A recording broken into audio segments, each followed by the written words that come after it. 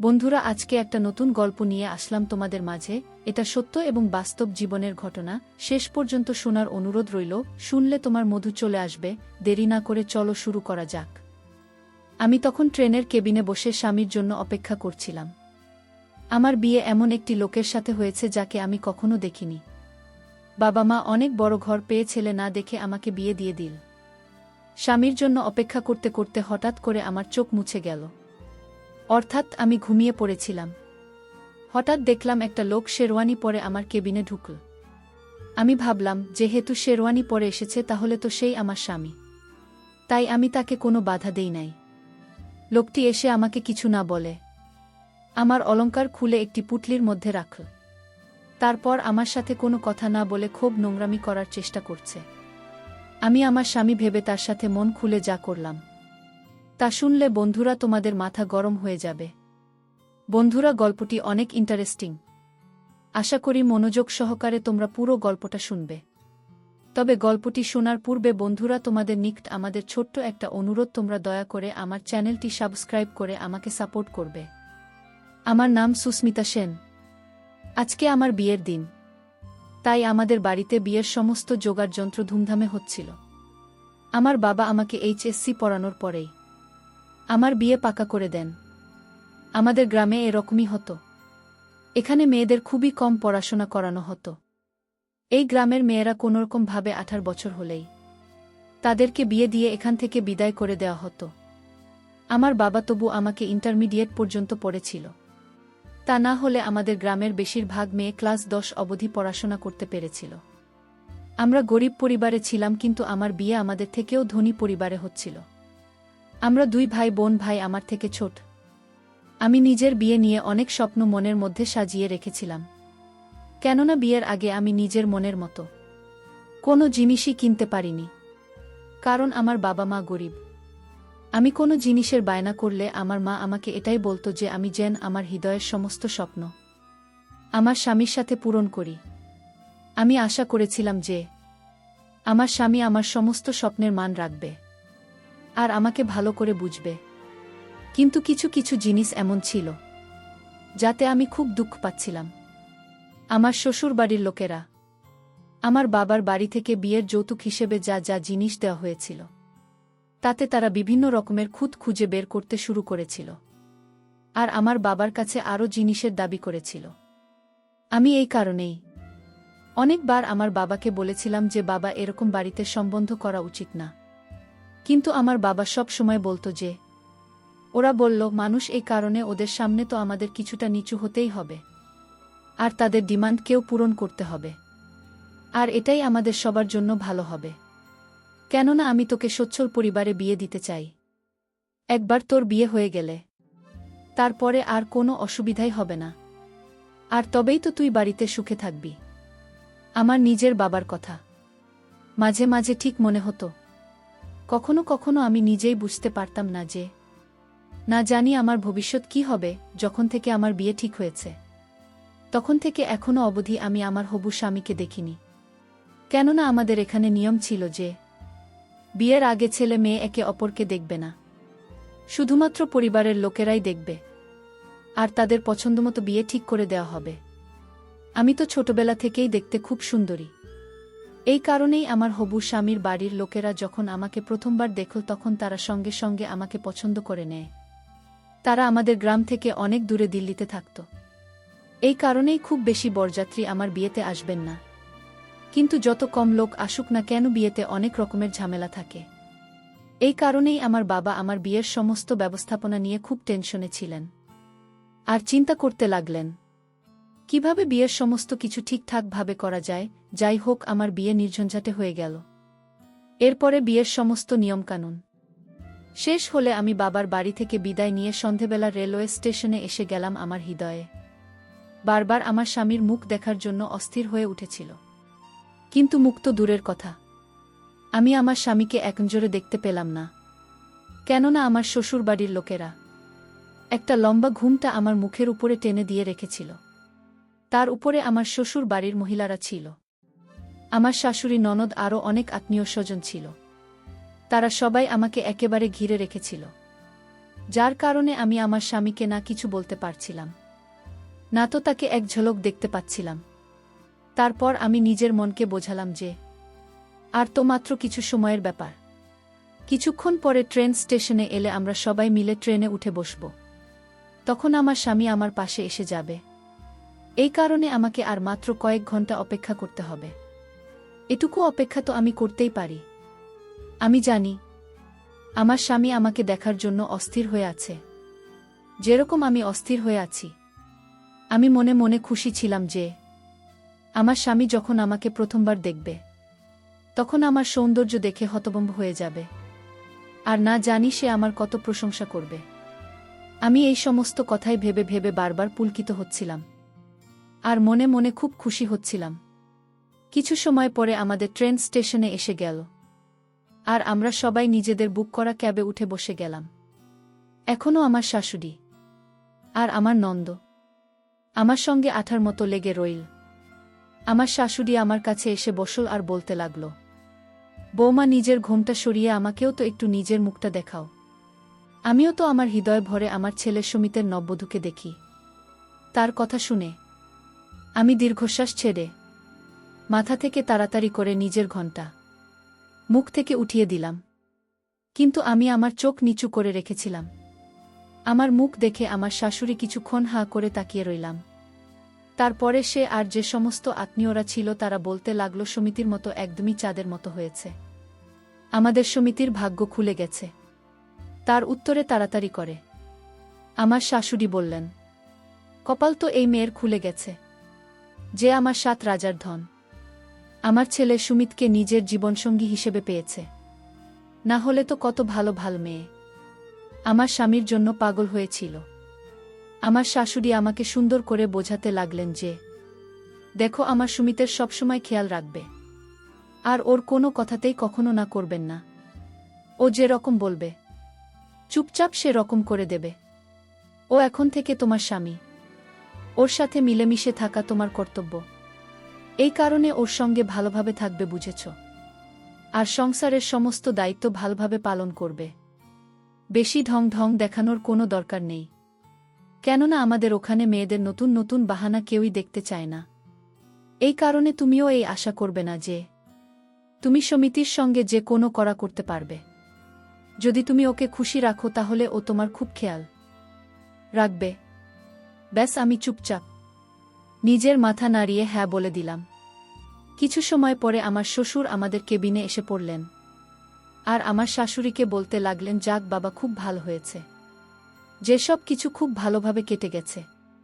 আমার শাশুড়ি বলতে লাগলেন, হ্যাঁ ভালো তো হয়েছে, ব্যবস্থাপনা ওর বাপ ঠিকঠাকই করেছিল, কিন্তু সে আমাদের জন্য যে কামরা বুক করে দিয়েছে এটা সস্তা মনে হচ্ছে। আরও একটু ভালো কেবিন যদি বুক করে দিত তাহলে তার কি এমন অসুবিধা হতো? এই কথা শুনে আমার শ্বশুর বলতে লাগলেন, আরে এখন ছাড়ো এসব কথা, কি তুমি সামান্য একটা জিনিস নিয়ে পড়ে রয়েছ? তখন আমার শাশুড়ি বলতে লাগলেন যে আরে, যেটা বলার মতো কথা সেটা তো বলতেই হবে। আমরা এত বড় ফ্যামিলির মানুষ, আমাদের কোনো জিনিসের কোনো অভাব হওয়া উচিত না। এখনও তো কাপড় চোপড় আর অন্যান্য জিনিসও দেখা বাকি আছে। যদি আমার কোনো জিনিসের গর্ব মনে হয় তাহলে আমি বাবাকে ডেকে সমস্ত উসুল করে নেব। আমার শাশুড়ির এই সমস্ত কথাতে আমার শ্বশুর হাতে মাথা নাড়িয়ে কেবিন থেকে বাইরে চলে গেল।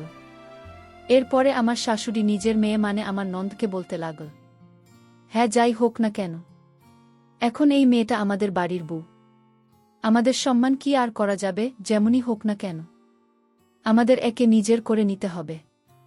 যৌতুক হিসাবে যতটা পাওয়া গেছে সেই নিয়েই আমাদের সন্তুষ্ট থাকতে হবে। নিজের শাশুড়ির মুখ থেকেই সমস্ত কথা শুনতে আমার খুব খারাপ লাগছিল, কিন্তু আমি তাকে কিছু বলতে পারছিলাম না। সমস্ত বিষয় সহ্য করে আমি চুপচাপ বসে রইলাম। তারপরেও আমার শাশুড়ি বলতে লাগল, বোমা, আমার পায়ে খুব ব্যথা করছে, নাও তাড়াতাড়ি করে আমাকে একটু মেসেজ করে দাও তো। এই বলে আমার শাশুড়ি তাড়াতাড়ি করে নিজের পা দুইটা আমার এদিকে এগিয়ে দিলেন। আমিও চুপচাপ তাকে মেসেজ করতে লাগলাম, আর সে খুব আরামে নিজের মাথা এলিয়ে চোখ বন্ধ করে ঘুমোতে লাগলেন। আমি মনে মনে ভাবতে শুরু করেছি যে কোথায় আমি নিজের স্বামীর সাথে দেখা করার স্বপ্ন দেখছিলাম। কিন্তু এই লোকেরা তো আমার পিছনেই ছাড়ছে না। এখন অনেক রাত হয়ে গেছে, কিন্তু তারপরেও লোকেরা আমার কাছ থেকে বাইরে যাওয়ার নাম অবধি নিচ্ছে না। কিন্তু তারপর আবার ভাবলাম আমাকে সমস্ত কিছুর অভ্যাস করে নিতে হবে, কেননা আমাকে এদের সাথে সারা জীবন কাটাতে হবে। যাই হোক, কিছু সময় পরে আমার শাশুড়ি বলতে লাগলেন, চলো, অনেক সেবা করে ফেলেছ, এখন আমাকে ছেড়ে দিয়ে আমার ছেলের সেবা করো গিয়ে। এরপরে আমার শাশুড়ি আমাকে বলতে লাগলেন যে, দেখো, নিজের এই সমস্ত গয়নার খেয়াল রেখো, একটা গয়নাও এদিক ওদিক হওয়া চাই না। এটুকু বলেই তিনি কেবিন থেকে বাইরে বেরিয়ে গেলেন। তিনি চলে যাওয়াতে আমি শান্তির নিঃশ্বাস নিলাম। এখন রাত অনেক হয়ে গেছে। আমি চুপচাপ নিজের ঘোমটা তুলে নিজের চুল খুলে দিলাম আর জানলার পাশে বসে পড়লাম। ঠান্ডা হাওয়া আর বাইরের সৌন্দর্য দেখে আমার ভিতরে ভিতরে খুব শান্তি অনুভব হচ্ছিল।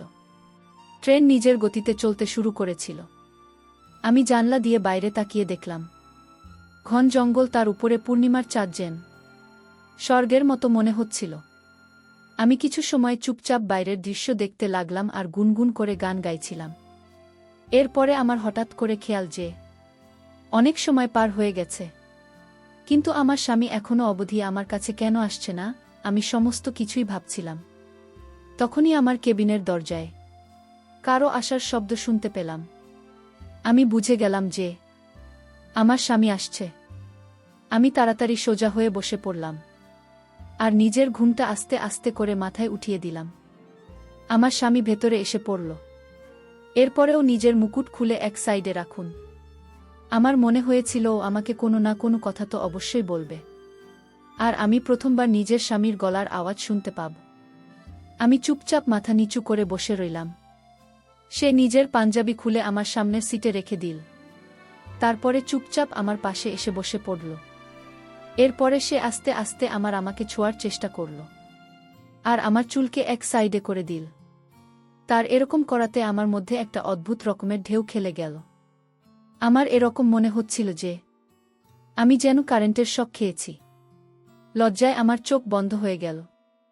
আমি ভাবতে লাগলাম, এটা কি, এত আশার সাথে সাথে সবকিছু করতে শুরু করে দিয়েছে।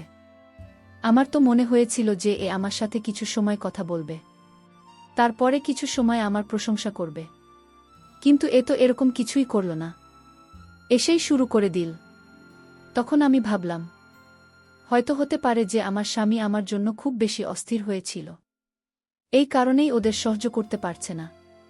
এরপরে আমার স্বামী আমাকে ঘুরিয়ে তার দিকে বসা আর আমার মুখ নিজের দুহাতে নিয়ে খুব গভীরভাবে দেখতে লাগল।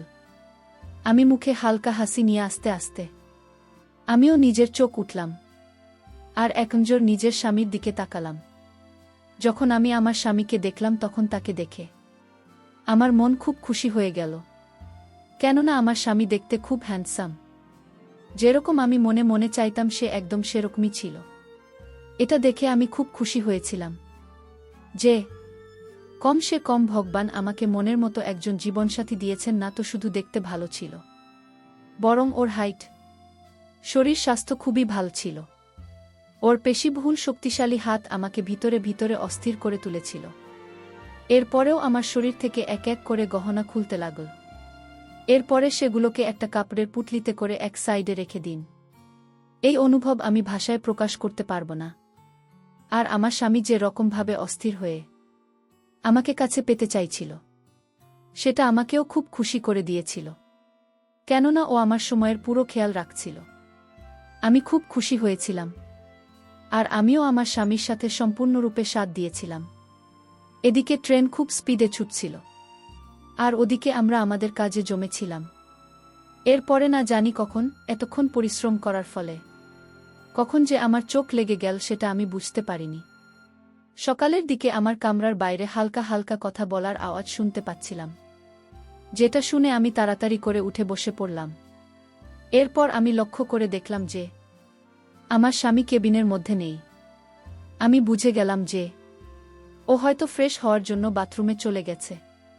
আমি তাড়াতাড়ি করে নিজের কাপড় বদলালাম আর নিজেকে ঘোমটায় ঢেকে নিয়ে যখন বসলাম, তখনই আমার শাশুড়ি নন্দ আর আমার শ্বশুর হন্তদন্ত হয়ে আমার ক্যাবিনের মধ্যে ঢুকে পড়ল।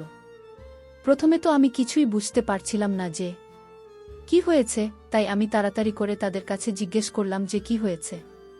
তখন আমার শাশুড়ি বলতে লাগলেন যে তোমার সমস্ত গহনা ঠিকঠাক আছে তো?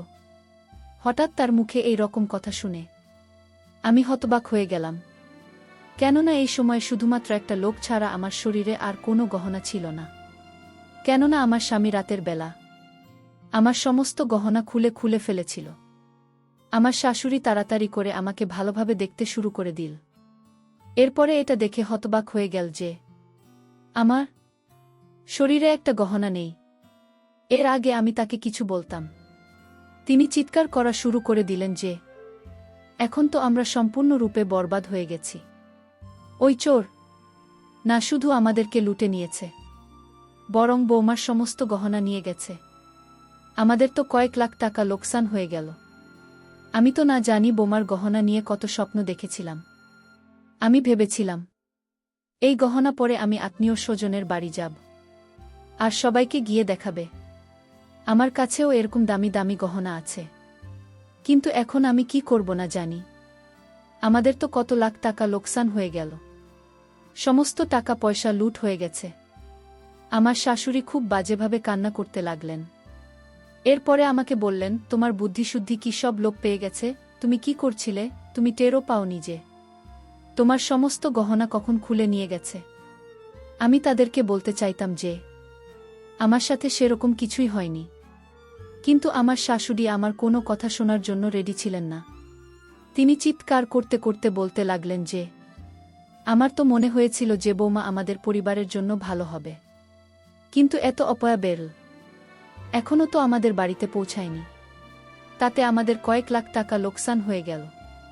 যদি আমি আগে জানতাম যে এরপর আমাদের জন্য অশুভ, তাহলে আমি কখনোই আমার সঙ্গীতের জন্য একে নিয়ে আসতাম না। এরপরে তিনি চিৎকার করে বললেন যে তোমাকে তো আমি ছাড়ব না। তোমার এই বোকামির জন্য না জানি আমার কত লোকসান হয়ে গেল। এখন তুমি দেখবে আমি সুমিতকে বলে কিভাবে তোমাকে অপমান করায়। তার এই কথা শুনে আমি ভিতরে ভিতরে কেঁপে উঠলাম। আমি মনে মনে ভাবতে লাগলাম যে আমার স্বামী হয়তো আমার শাশুড়ির কথা শুনে আমার সাথে খারাপ ব্যবহার করবে। এখনও তো আমার মন থেকে তার সাথে কাটানো মিষ্টি সময়টাকেও বের করতে পারেনি। এই সবই ভাবছিলাম। তখনই আমার শাশুড়ি বললেন যে এই ছেলেটা এত কেয়ারলেস যে কি বলবো। তখনই দুইটা লোক আমার ক্যাবিনের মধ্যে ঢুকল, যার মধ্যে একজন লোকের গায়ে তো শুধু একটা গেঞ্জি ছিল, আর দ্বিতীয় লোকটার গায়ে কোনো কাপড়ই ছিল না, আর সে ঠিকভাবে হাঁটতেও পারছিল না।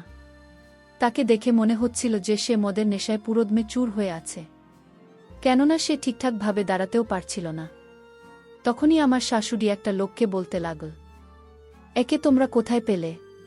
তখন ওই লোকটা বলতে লাগল যে আরে এ তো বাথরুমের মধ্যে এরকম অবস্থায় পড়েছিল, ওই চরে কেউ ছাড়েনি, এর কাপড় খুলে নিয়েছে, আর এর দামি শেরওয়ানিও খুলে নিয়েছে।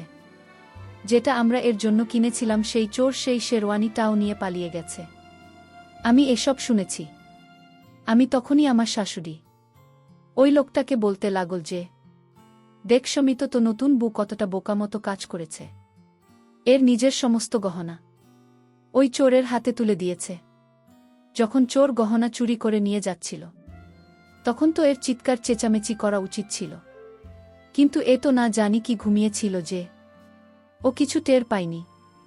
আমার শাশুড়ির মুখ থেকে এই কথা শুনে আমি তো হতভম্ব হয়ে আস্তে আস্তে নিজের চোখে উঠিয়ে সেই লোকটাকে দেখলাম, যাকে আমার শাশুড়ি সমিত বলে ডাকছিল। লোকটার চেহারা দেখেই আমার তো মাথা ঘুরে গেল, কেননা যাকে তিনি সমিত আর আমার স্বামী বলছেন সে তো সেই লোক না যে আমার সাথে কালকে রাতে বাসর রাত কাটিয়েছে, আর যাকে আমি নিজের স্বামী ভেবে আমার সমস্ত কিছু গুছিয়ে দিয়েছি। এ তো একটা মোটাসোটা দেখতে লোক ছিল, যে কিনা নিশাতে মাতাল হয়ে আছে। একে দেখেই আমার সমস্ত স্বপ্ন ভেঙে চুরমার হয়ে গেল। সাথে সাথে আমি এটা ভেবে চিন্তায় পড়ে গেলাম যে যদি এদের মধ্যে কেউ একথা জানতে পেরে যায় যে ওই চোর আমার সাথে সেই সব কিছুই করেছে যেটা এদের ছেলের করার কথা ছিল। তাহলে না জানিয়েই লোকেরা আমার কী অবস্থা করত? তখনই ওই লোকটা বলতে লাগল, সানি তো সারা রাত বাথরুমে পড়েছিল, এ তো নতুন বউয়ের কাছে আসেনি। এ কথা শুনেই আমার শ্বশুর সঙ্গে সঙ্গে সানির গালে থাপ্পড় মেরে বললেন, এই ছেলেটা কখন শোধ হবে না? আরে কমপক্ষে কিছুটা তো লজ্জা কর। কালকে রাত তোর বোমার সাথে বাসর রাত ছিল, কালকে তো কমসে কম বোমার খেয়াল রাখা উচিত ছিল। কিন্তু তুই তো নেশা এত আসক্ত হয়ে পড়েছিল যে নেশা ছাড়া তুমি কিছুই দেখতে পাস না। তুই একবারও বোমার ব্যাপারে ভাবিস নিজে সারারাত তোকে ছাড়া তার একলা কিভাবে কাটবে? বোমা কতটা অধীর আগ্রহে তোর জন্য অপেক্ষা করছিল, কিন্তু তোর তো কারো কোনো চিন্তাই নেই। এই সমস্ত কিছু তোর মায়ের তোকে বেশি আশকারা দেবার ফল, যার কারণে তুই কারো কোনো কথা শুনিস না। আমার শ্বশুর এটুকু বলার সাথে সাথে আমার শাশুড়ি শ্বশুরের উপর চিৎকার করে বলতে লাগলেন যে, খবরদার, তুমি যদি আমার ছেলেকে কিছু বলো তাহলে ভালো হবে না। ওর কি ভুল ছিল? ভুল তো এই মেয়েটা করেছে। ও যদি সমস্ত জিনিসের খেয়াল রাখত তাহলে আজকে আমাদের লাখ টাকার লোকসান হতো না। আমি মনে মনে ভাবতে লাগলাম যে আসলে এই এক রাতে আমার সাথে কি থেকে কি হয়ে গেল। চোখ শুধুমাত্র আমার গয়নাও নিয়ে যায়নি, সঙ্গে আমার যত নিয়েছে, তার উপরে আমার কপালে এত খারাপ শ্বশুরবাড়ি আর এত জঘন্য স্বামী উঠেছে যে কি বলবো। তখন হঠাৎ আমার খেয়াল যে ওই চোর যখন আমার গহনা খোলা ছিল তখন সে একটা ছোট পুটলির মধ্যে সেগুলো রেখেছিল। হয়তো সেই কারণেই এরকম করছিল, যাতে আমার সাথে সবকিছু করার পরে সে ওই পুটলিটা চট করে নিয়ে সেখান থেকে চুপচাপ চলে যেতে পারে। আমি এদিক ওদিক ভালোভাবে দেখে তারপরে নিচু হয়ে তাড়াতাড়ি করে ওই কাপড়টাকে টানলাম। সেটা সেই পুটলিটা ছিল যার মধ্যে সেই চোর আমার সমস্ত গহনা রেখেছিল। আমি যখনই ওই পুটলিটা খুললাম তখন এর মধ্যে থেকে আমার সমস্ত গয়না বেরিয়ে এল। যখন সেই গহনাকে বের করে আমি দেখলাম তখন আমার শাশুড়ি একটা লোভী শিয়ালের মতো তাড়াতাড়ি করে ওই সমস্ত গহনা আমার হাত থেকে ছিনিয়ে নিল, আর তার চোখ লোভে চকচক করে উঠল। এরপরে সে খুশি হয়ে বলতে লাগল, আরে বাহ, গয়না তো চোর নিতে পারেনি। আমার শাশুড়ি বলতে লাগলেন, আমি এতক্ষণ ধরেই তাতে মরেই যাচ্ছিলাম যে আমার লাখ টাকার গয়না চুরি নিয়ে গেছে, কিন্তু কপাল ভালো যে এই লাখ টাকার গয়না কিছুই হয়নি। আমি ভাবতে লাগলাম, আমার বাবার এত কষ্টে বানানো এই গহনার উপরে এই মহিলা কিরকম নির্লজ্জের মতো নিজের অধিকার ফলাচ্ছে। তারপরে তিনি আমার দিকে তাকিয়ে রাগী স্বরে বলতে লাগলেন যে, যখন তুমি জানতে এই গয়না তুমি আগের নিচে লুকিয়ে রেখেছ, তাহলে আমাকে এতক্ষণ ধরে বলনি কেন? আমি কখন থেকে এর জন্য এত টেনশন করছিলাম যদি আমার হার্ট অ্যাটাক হয়ে যেত। তারপরে কি তুমি গয়নার কথা বলতে? আমি আস্তে আস্তে বললাম, মা, আমি তখন থেকেই আপনাকে বলার চেষ্টা করছিলাম, কিন্তু আপনি তো আমাকে বলার মতো সুযোগই দেননি। আমার এই কথা শুনে আমার শাশুড়ি বলতে লাগলেন, তুমি এখনই আমার মুখে মুখে কথা বলছ, খবরদার, যদি আমার কথার উপর তুমি কথা বল তাহলে ভালো হবে না। আমার শ্বশুর তাড়াতাড়ি করে আমার পক্ষ নিয়ে বললেন যে, এতে বোমা কি এমন ভুল কথা বলেছে? তুমি এতক্ষণ ধরে কথা বলতে দিচ্ছিলে কাউকে? তুমি তো একাই বকবক করে যাচ্ছিলে। যাই হোক, তুমি দেখো যে কত বুদ্ধিমান বোমা পেয়েছি আমরা। এর আগে নিজের সমস্ত গহনা খুলে এক সাইডে যত্ন করে রেখে দিয়েছিল। যদি এরকম না করত তাহলে হয়তো ওই চোর এই সমস্ত গয়না নিয়ে পালিয়ে যেত। শ্বশুরের এই কথা শোনার পরে আমার শাশুড়ি চুপচাপ আমার দিকে দেখতে লাগলেন। এরপরে আমার শাশুড়ি আবার বলতে লাগলেন, এখন যা হওয়ার ছিল তা হয়ে গেছে, টাকা পয়সা কাপড় চোপড়ের লোকসান তো হয়ে গেছে, এখন কি করা যাবে? কিন্তু এই সমস্ত কিছু এই অপমানের কারণেই হয়েছে। আমি আমার শাশুড়িকে বললাম, মা, এখন আর কি করা যাবে? কে জান যে চোর এরকম করে সব কিছু নিয়ে যাবে। এখন আমি যেমনই হোক না কেন, আমি তো আপনার বাড়ির বউ, আপনাদের বাড়ির সম্মান। এখন আমি যেমনই হোক না কেন আমার নাম তো আপনাদের সাথে জড়িয়ে গেছে, তাই এখন আর কিছুই করার নেই। আমিও নিজের শাশুড়িকে সেই কথাটাই ফিরিয়ে দিলাম যেটা উনি আমার জন্য বলেছিলেন। প্রথমে তো আমি মনে মনে এই কথাটা নিয়ে খুবই লজ্জিত ছিলাম যে একটা চোর আমার সাথে সবকিছু করে গেছে। কিন্তু এখন আমি একদমই লজ্জিত নই, কারণ এখন আমি এটাই ভাবছি যে এরকম লোকেদের সাথে এটাই হওয়া উচিত ছিল। আমার বিয়ে একটা এমন লোকের সাথে দিয়ে দেওয়া হয়েছে যে নেশা ছাড়া আর কিছুই বোঝে না, কম সে কম আমি একবারই হোক না কেন, কিন্তু আসল পুরুষের সুখ পেয়েছিলাম। আর এই সুখ তাকে নিজের ভিতরে অনুভব করে আমি সারা জীবন কাটিয়ে দিতে পারব, সে যেই হোক না কেন। সত্যিকারের পুরুষ ছিল সে, আমাকে যে সুখ দিয়েছিল সেটা এই মোটা লোকটা, মানে আমার স্বামী, কখনোই দিতে পারত না। আমার মতো সুন্দরী মেয়েদের চোরের মতো লোক পাওয়া উচিত, কিন্তু আমার ফাটা কপাল, তাই আমি সুমিতের মতো স্বামী পেয়েছি। কিন্তু কম সে কম আমার বাসারাত খারাপ হয়নি, যদিও সেটা ট্রেনের মধ্যে আমার স্বামী মনে করে অন্য লোকের সাথে হয়েছিল। আর সেই চোর ও আমার সাথে এতটা সততা দেখিয়েছিল যে সে আমার সাথে সবকিছু করার পরেও আমার একটা গয়নাও চুরি করে নিয়ে যায়নি। এটা ভেবেই আমি মনে মনে হাসতে লাগলাম। আমাকে হাসতে দেখে আমার শাশুড়ি আমাকে বললেন, তুমি এত হাসছো কেন?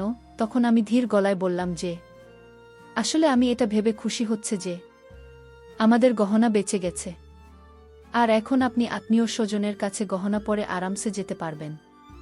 আমার এই কথা শুনে আমার শাশুড়ি বললেন, হ্যাঁ, তুমি এই কথাটা ঠিকই বলেছ। এর কিছুক্ষণ পরে তারা সবাই আমার কেবিন থেকে বেরিয়ে গেলেন। আমার স্বামীও আমার শ্বশুরের সাথে কেবিন থেকে বেরিয়ে গেল। আমি আর একবার চুপচাপ জানলার কাছে বসে বাইরের দৃশ্য দেখতে লাগলাম আর মনে মনে গুনগুন করে গান গাইতে লাগলাম। আর ভাবতে লাগলাম, একমতো নেশাখোর স্বামীর চাইতে এক চোর আমার কাছে অনেক ভালো, কারণ চোর তার নিজের হাতে সব কিছু খুলে বসে আমাকে মজা দিয়ে চলে গেল, কিন্তু তার লাখ টাকার জিনিসের প্রতি কোনো লোভ নাই। কি অসাধারণ ছোড়ে সে ছিল আমার জীবনের প্রথম বর্ষার রাতে। বন্ধুরা, ঘটনাটি এখন আমি অনেক মিস করি, আর ভাবি কখন আসবে আমার জীবনে আর একটা সেরকম চোর, যে চোরের দেওয়া সুখ এখনও আমি ভুলতে পারিনি। বন্ধুরা, আজকে এই পর্যন্তই। আবারও আসব তোমাদের মধ্যে নতুন কোনো ভিডিও নিয়ে। ভিডিওটি যদি তোমাদের ভালো লাগে তাহলে একটি লাইক দাও। প্রতিদিন আমি তোমাদেরকে একটা করে নতুন গল্প উপহার দিব, তাই তোমাদেরকে অনুরোধ করে বলছি, তোমরা যদি এরকম ধরনের ইন্টারেস্টিং গল্প পেতে চাও তাহলে দয়া করে আমার চ্যানেলটি সাবস্ক্রাইব করো। পরিশেষে তোমাদের সকলের সুস্বাস্থ্য কামনা করি। ভিডিওটি দেখার জন্য তোমাদের সকলকে অসংখ্য ধন্যবাদ।